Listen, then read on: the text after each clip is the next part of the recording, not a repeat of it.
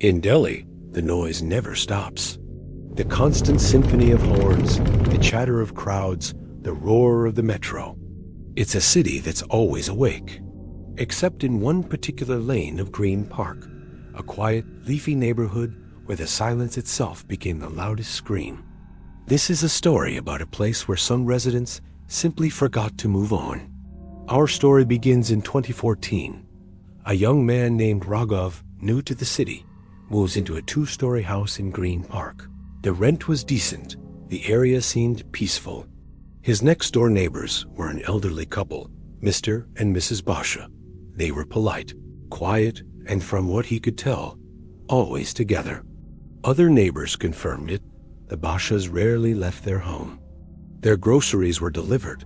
Their bills were paid online. Their curtains were always just slightly ajar, enough to show life within, but never enough to truly see inside. To Raghav, they just seemed like harmless retirees, enjoying the quiet twilight of their lives in a city that never sleeps. He had no reason to think otherwise. A few weeks after moving in, Raghav's perception began to shift. The quiet nights were no longer so quiet. He started noticing something strange, something unsettlingly precise. It always began at exactly 2:45 in the morning. First, the faint clinking of teacups. Then, the low crackle of radio static, as if someone was searching for a station that no longer existed. This was followed by low, whispering voices, too faint to make out the words, but clear enough to be human. And finally, the most distinct sound of all, a heavy, scraping noise, like furniture being dragged across a wooden floor. It happened every single night, a ghostly routine. But by morning, everything was silent. The curtains were drawn tight. There were no signs of movement, no evidence of the previous night's activity. Confused and a little spooked, Raghav mentioned it to his landlord. The landlord's response was cryptic and chilling. He just said, "Just ignore it. They've seen enough in life." He refused to explain what he meant, leaving Raghav with more questions than answers. One pleasant evening, as Raghav was returning from work, he was surprised to see Mrs. Basha at her gate. She smiled warmly and invited him over for tea. Hesitantly, he accepted. Stepping inside their house felt like stepping back in time. The air was thick with the scent of old wood and something vaguely floral. The furniture was dusty and antique. An old rotary phone sat on a side table, its cord coiled like a sleeping snake. The walls were adorned with framed photographs, all seemingly from the 1980s.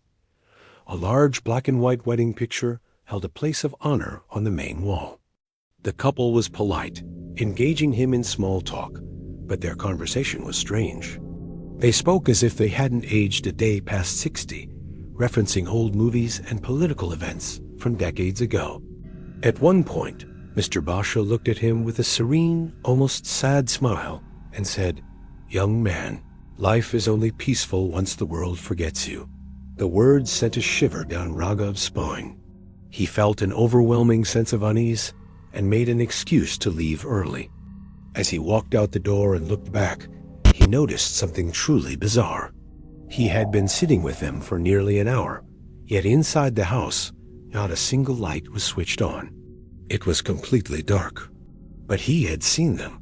He had seen their faces as clearly as day.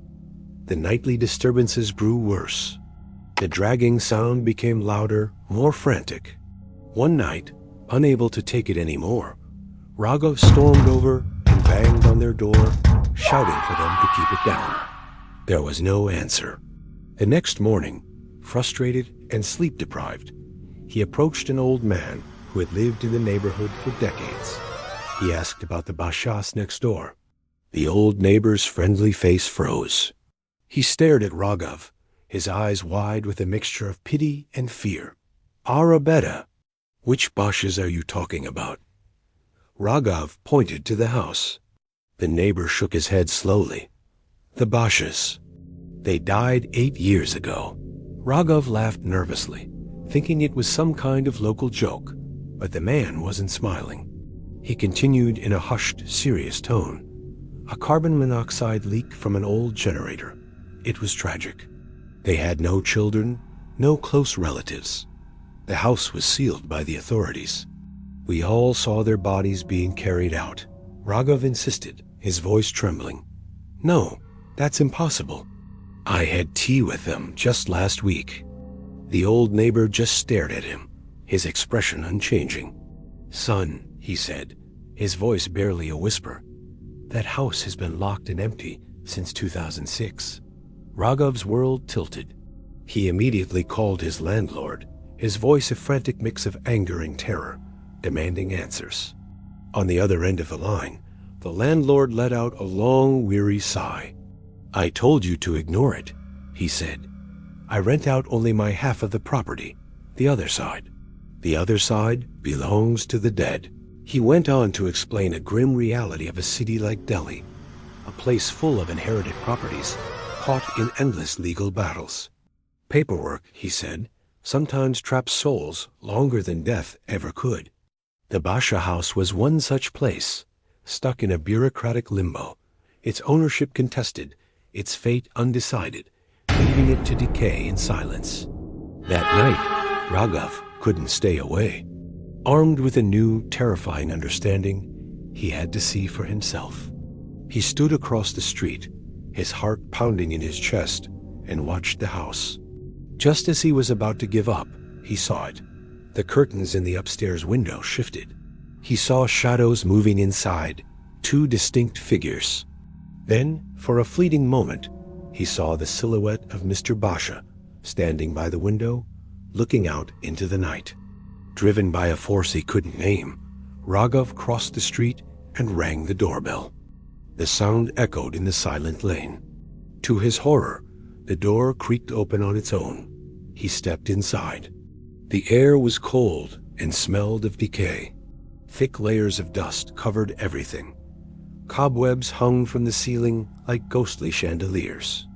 The furniture he thought he had seen was broken and thrown about. There were no teacups.